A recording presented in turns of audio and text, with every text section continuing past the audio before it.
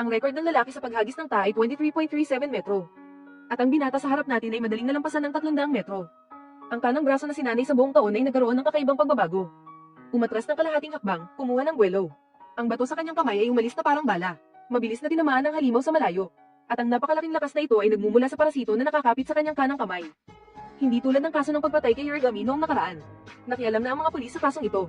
Ngunit ang opisyal na ulat ay wala pa rin katotohanan ng pangyayari. Kung isa publiko ang bangkay ni Hidia, para malaman ng mga ordinaryong tao ang pagiran ng mga parasitong nilalamon ng mga tao. Nangangambang magdudulot ito ng mas malaking kaguluhan. At ang mga parasito sa kabilang banda ay bumuo na ng organisasyon. Kasali rin doon si Ryoko. Tila naghahanda sila para sa isang mas malaking plano. Gusto ni Izumi na isama si Migi para tumulong sa opisyal na investigasyon. Direktang tumanggi si Migi. Ang paggawa nito ay maglalagay sa kanilang dalawa sa panganib. Wala itong mga emosyon ng tao. Kahit mamatay ang mga kauri nito, wala itong mararamdaman. Bukod dito, si Shin lang ang kasama nito. Hindi ito maaaring makipagsapalaran para sa mga tao. Pagkatapos marinig si Migi, nalungkot si Izumi. At sa katunayan, pinagsama ng mga awtoridad ang bangkay ni Hidia. Kasama ang testimonya ng pamilya ng mga biktima noon. Sa kasalukuyan ay nakumpirma na ang pagiran ng mga parasito. At naglunsad na ng plano para harapin ito. Ang pinakamahirap sa mga parasito ay ang kanilang kakayahang magbago ng anyo. Kahit matukoy ang parasitong may sala, maaari nilang agad na baguhin ang kanilang anyo bilang isang ordinaryong tao. Walang epektibong paraan para mahuli sila.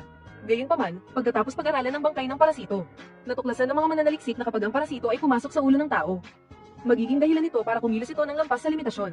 Ang lahat ng mga selula ng utak ay naging kalamnan na nakakapag-isip. Kapag ang mga selula ito ay humiwalay sa katawan, magpupumiglas sila para bumalik sa katawan. Ngunit kung kasing laki ng hibla ng buhok, kahit may pag-iisip na bumalik sa katawan, wala itong katumbas na katalinuhan. Kaya, ang pagbunot ng kanilang buhok ang naging pinakamabisang paraan para makilala sila. Tiyak na may magtatanong kung paano kung kalbo. Kung may pagdududa, bunutin ang kilay o buhok sa ilong. Natapos ang pagpupulong, iminungkahi pa ng tagapamagitan na bunutin ng lahat ng gumalo ang isang hibla ng kanilang buhok. Tiningnan ng kanyang kakaunting buhok at nag-isip. Kaya, naging uso sa mga tao ang pagbati sa pamamagitan ng pagbunot ng buhok. Hindi nagtagal, nagbukas muli ang paaralan. Mula noong nakaraang pangyayari, paminsan-minsan ay naaalala pa rin ni Murano ang nakakatakot na pangyayaring iyon. Kahit paggising ay nanginginig pa rin. Kaya, lubos siyang nagpapasalamat kay Izumi. At nagsimulang mas bigyang pansin ang pagbabago ni Izumi. Pagkatapos mamatay ang kanyang ina, unti-unting nanlamig ang damdamin ni Izumi. Para bang mula noong araw na iyon, tuluyan nang nawala si Izumi at hindi na bumalik. Ngunit sa tuwing nais niyang magtanong, inililis ni Izumi ang usapan. Ngunit nang makita ni Izumi ang mainit na mag-ina, muli siyang binalot ng masakit na alaala. Ngunit malalampasan niya ito sa kanyang sarili. Hindi na niya muling makikita ang kanyang ina. Paano niya pupunan ang kawalan na ito? Kahit na si Migi ay sumanib sa kanya, na nagbabago sa kanyang damdamin. Alam niya nga pagkagusto niya kay Murano ay nagmumula sa kaibuturan ng kanyang puso. Pareho nilang pinahahalagahan ang mahirap makuhang pagmamahal na ito. Ninanamnam ni Izumi ang mainit na oras na magkasama sila. Inisip pa niya na sana ay matulog na lang si Migi habang buhay. Ngunit nag-aalala pa rin si Murano. Nalulungkot siya dahil hindi niya lubos na naiintindihan si Izumi. Nagdududa siya kung si Izumi pa rin ba ang taong kilala niya. Ngunit hindi ito naapektuhan ng pagunlad ng kanilang pagmamahalan. Nagpakita pa sila ng pagmamahalan sa kalye. Ngunit nakita sila ni Kana. Bakit hindi ako? Kahit na nagkaroon ng problema ang kanyang pakiramdam. Kaya't sinadya pa niyang bunutin ang buhok ni Izumi. Ngunit napatunayan na hindi siya ang halimaw na kumakalat sa internet. Naniniwala siyang si Izumi ay isang espesyal na nilalang para sa kanya. Kahit sa panaginip ay si Izumi ang kanyang prinsipe, na siyang pupuksa sa lahat ng masasamang espiritu para sa kanya. Yayakapin siya. Pinaalalahanan ni Izumi si Kana na mag-ingat sa kanyang kakayahan. Kahit maramdaman niya ang isang tao, huwag siyang magmadaling lumapit. Kung hindi, halimaw ang naghihintay sa kanya. At nagtataka si Kana kung bakit si Izumi ang pinakamalakas niyang nararamdaman. At kung halimaw nga, kaya rin niyang kumpirmahin ang pagkakakilanlan ng halimaw sa pamamagitan ng pagbunot ng buhok nito. Pero parang sinasadya niyang magpakamatay. Galit na itinanggi ni Izumi ang iniisip ni Kana. Natatakot siyang mapahamak si Kana. Pero hindi niya maibunyag ang kanyang tunay na pagkatao. Mas maraming sasabihin, mas maraming problema. Para kay Kana, lahat ng ito ay pagpapakita ng pagmamalasakit sa kanya. Nangangarap pa rin siya ng kanyang prinsipe. Pero ipinahayag na ito sa publiko. Paano niya maipapahayag ang pag-ibig na ito? Binunot ng babae ang isang hibla ng buhok ng lalaki. Pero nakita niya unti-unting gumagalaw ang buhok sa kanyang kamay hanggang sa tuluyang malanta. Hindi niya akalain na ang gwapong lalaki sa harap niya ay ang halimaw na kumakain ng tao sa alamat. Bago pa siya makasigaw, inatake na siya ng lalaki. Nangakmang kakain pa ang lalaki. Isang babaeng may mahabang kulot na buhok ang dahan-dahang lumapit. Isa rin itong parasito, at nang harapin ang alok ng lalaki. Mapanglait pa itong nagsabing ayaw niya ng karne na may alkohol. Tuluyan nang nakisalamuha ang mga parasito sa lungsod na ito. At ang mas kakaiba pa, nakapasok sila sa mundo ng mga Z. Dahil sa natanggap na mensahe ni Kana, na gusto siyang makita sa huling pagkakataon, pumunta si Izumi sa kalapit na lungsod. Habang hinihintay niya si Kana, biglang nakaramdam si Migi ng maraming parasito. Sa pagsunod sa direksyon, nakita ni Izumi ang isang lalaking nagtatalumpati para sa pagka-alkalde. At sa karamihan, may 8 parasito na nakahalo. Nang magtama ang kanilang mga mata, nakita rin siya ng kalaban. Pero parang hindi siya gaanong pinansin ng kalaban. Isang parasito ang tumatakbo bilang alkalde. Hindi ka panipaniwala. Iwinaksi ni Izumi ang iniisip at naghandang umuwi. Pero tuwang-tuwa si Miggy. Nabigla ito sa ginawa ni Ryoko. Ngayon, may isa na namang grupo. Mukhang ang grupo ng mga parasito na tumatakbo bilang alkalde ay lubos na naunawaan ang pamumuhay ng mga tao. Hinala nitong maaaring may kinalaman si Ryoko sa kanila. Tungkol naman sa kanilang layunin. Dalawang teorya ang inilahad ni Miggy. Una, ang mga parasito na ito, habang nag-aaral ng kaalaman sa lipunan ng tao, ay naging interesado sa politika. Pero agad itong itinanggi ni Izumi. Paanong magkakaroon ng ganitong kataas na mithiin ng mga nilalang na pumipili ng taong kakainin? Ang pangalawang posibilidad ay ang pagtakbo sa eleksyon para makakuha ng kapangyarihan sa mundo ng mga tao. Sa ganitong paraan, mas maitago nila ang ebidensya ng paglunok ng mga parasito sa mga tao. At masisiguro ang sapat na supply ng pagkain. Pero kung ganito, lalakas ang organisasyon ng mga parasito. Nagulat si Izumi sa biglaang pagsulpot ni Kana. Natagpuan niya si Izumi gamit ang kanyang pakiramdam. Natuklasan din niyang marami siyang nararamdamang katulad ni Izumi. Pinayuhan ulit siya ni Izumi na huwag lumapit sa mga signal na ito. Pero hindi ito pinansin ni Kana. Naputol ang kanilang pag-uusap dahil sa biglaang pagdating ni Kazuki. Nangako si Izumi na ipapaliwanag niya kay Kana ang tungkol sa mga parasito sa susunod. Pero marinit itong tinutulan ni Miggy. Pakiramdam nito ay mabubunyag ang kanilang pagkatao at malalagay sa panganib ang kanilang buhay. Ginamit pa nitong panakot ang pagwawala nito.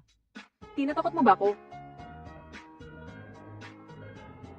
Ang sama mo. Hindi mo ako ngayon lang nakilala.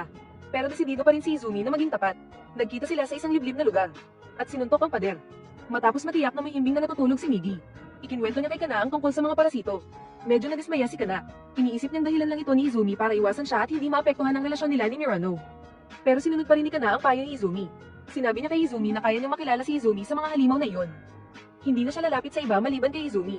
Nangako pa siyang ipapakita ito kay Miggy kapag nagising na ito. Nakahinga ng maluwag si Izumi. Pero nagsinungaling si Kana. Hindi niya kayang makilala si Izumi. Ang taong nagmamahal ay laging bulag sa sarili niyang paniniwala. Bakit hindi siya maramdaman ni Izumi? Kahit lagi siyang nasa tabi nito. Hindi rin siya nakikilala ni Izumi. Dapat ay nakatadhana sila para sa isa't isa. Para may pahayag ang kanyang pangungulila, naglabas pa siya ng signal na katulad ng sa mga parasito. Umaasang lilinggan si Izumi. Tumingin ka rito. Lumingon ka. Pero hindi ito naramdaman ni Izumi. Si Miggy lang ang nakapansin sa signal na ito. Binuhos ni Kana ang kanyang sama ng loob kay Mirano. Nasaktan si Mirano sa mga masasakit na salita. Malungkot na umalis si Mirano na parang asong kalunan. Napansin din ni Miggy na kumilos si Izumi nang walang pahintulot habang natutulog ito. Ngunit ayaw nitong maging kaaway ni Izumi. Sinabi kay Izumi ang tungkol sa paglakas na kakayahan ni Kana. Agad na natakot si Izumi. Kung maramdaman ng ibang parasito, tiyak na mapapahamak si Kana. Hiniling ni Izumi kay Miggy na sumama sa kanya upang linawin ang katotohanan. At siguraduhin hindi maapektuhan ang kanyang kaligtasan. Pagkarinig ni Miggy, mayabang itong tumalikod. Matapos ang ilang pag-aalangan, pumayag pa rin ito. Gayunpaman, nang magkita sila ay nagkaroon ng problema. Naramdaman ni Miggy ang paglapit ng dalawang parasito. Nagmamadaling sinabihan ni Izumi si Kana na palitan ng lugar ng kanilang pagkikita. Pero hindi ito pinansin ni Kana. Tahimik na determinado na iparamdam kay Izumi na sila ang nakatadhana. Pinulupot niya ang buhok ni Izumi sa kanyang daliri. Naramdaman niya ang presensya ni Izumi. Gusto niyang matupad ang pangarap niya tungkol sa kanyang prinsipe. Masayang pumunta sa dating tagpuan. Malapit na niya itong makita. Izumi. Ikaw lang ang nararamdaman ko. Pero hindi si Izumi ang nakita ko sa kanto. Pero naniniwala pa rin siyang darating ang kanyang prinsipe para iligtas siya. Ayos lang, siguradong ililigtas niya ako.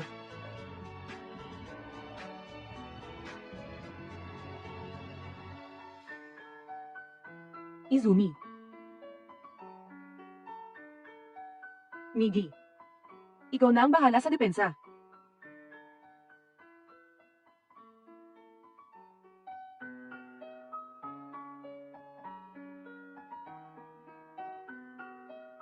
Hintayin nating matauhan si Izumi. Naghihingalo na si Kana. Dahan-dahang binuhat siya ni Izumi. Natupad na ang pangarap ni Kana.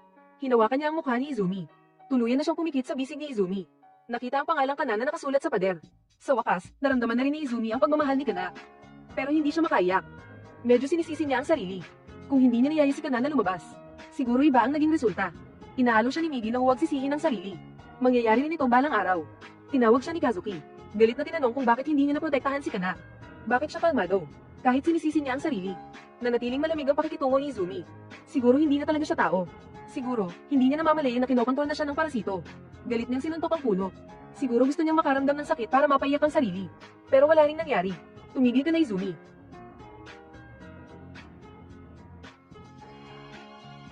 Pula pa rin ang kulay ng dugo. Pansamantala, si Izumi ang unang nakatuklas sa kaso ni Kana. Hindi lang siya iniimbestigahan ng mga pulis. Medyo nag-aalala rin ang mga kaklase niyang nakakaalam ng nangyari. Kahit hindi normal ang pagkakakalma ni Izumi, hindi pa rin siya iniiwan ni Mirano. Dahil dito, medyo gaman ang loob niya. Sa kabilang banda, napansin na rin ng organisasyon ng mga parasito ang insidente. Pero hindi sila nalulungkot sa pagkamatay ng kanilang kauri. Iniisip nilang nag-aaway ang mga parasito dahil sa pagkain, na nagiging dahilan para maging specimen ng pag-aaral ng mga tao ang mga host ng parasito. Ito ang sitwasyon na ayaw nilang mangyari. Dahan-dahang pumasok si Ryoko. Nag-iba na ang kanyang itsura, at may dala siyang impormasyon tungkol kay Izumi. Para sa pag-aaral ng kinabukasan ng mga parasito. Ang kakaibang pagiran ni Izumi ay isang mahalagang specimen. Matagal na niyang sinusubaybayan ang mga pagbabago sa katawan ni Izumi. Simula nang mangyari ang insidente kay Hidia, binago na niya ang kanyang estratehiya. Nakahanap na siya ng pribadong investigador. Plano niyang gamitin ang mga tao para imbestigahan ang mga tao. Isang gabi, bumalik si Izumi sa pinangyarihan ng pagkamatay ni Kana. Unti-unti na niyang nakakalimutan ng sakit at lungkot. Gusto niyang maalala ang pakiramdam na ito bilang isang tao. Pero habang nag-uusap sila ni Migi, nakuha ng tunog ng shutter ng kamera ng investigador ang atensyon nila. Nag-transform si Migi at inagaw ang kamera. At balak niyang patayin agad ang investigador. Pinigilan siya ni Izumi kahit anong mangyari. Ayaw rin niyang pumatay ng normal na tao. Pero tuluyang humiwalay si Migi sa katawan ni Izumi. Aalisin niya ang panganib na ito. Para sa kanyang kaligtasan, wala na siyang ibang magagawa. Pero masyadong mahina ang kapangyarihan ng kanyang clone. Hindi niya napatay ang investigador. Dahil masyadong malayo na siya sa kanyang katawan. Sumuko na lang si Migi sa paghabol. Gamit ang naiwang kamera, nahulaan ni Migi na sinusubaybayan na si Izumi. Siguro kayahin niya nakasalubong ang mga gangster noong pumapasok pa siya. At nagsimulang matakot si Izumi na mabunyag ang kanyang sikreto. Hindi lang siya magiging kalaban ng mga parasito. Posible rin siyang hulihin ng mga tao para gawing eksperimento. Kahit sa klase, puno ng takot, hindi na natiis ng guro. At saka sinabi ang katagang sasabihin ng lahat ng guro sa mundo. Hay nako, kung ayaw makinig, umuwi na lang. Ang aking huwarang estudyante, umuwi ka na. Nagsimulang mag-isip siya kung paano haharapin ang krisis na ito. Pinaghihinalaan niya na sinusundan din siya ngayon.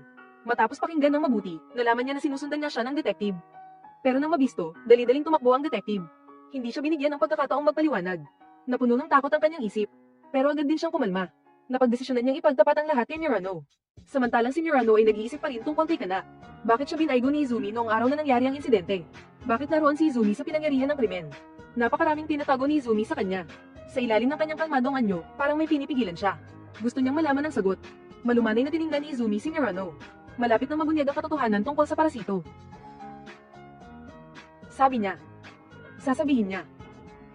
Murano, sa katawan ko may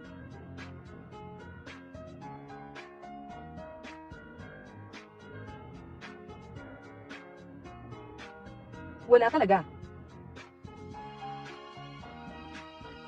Parang hindi ka naniniwala sa akin. Bahala ka kung hindi ka naniniwala. Tila natuyo na ang mga mata ni Koizumi.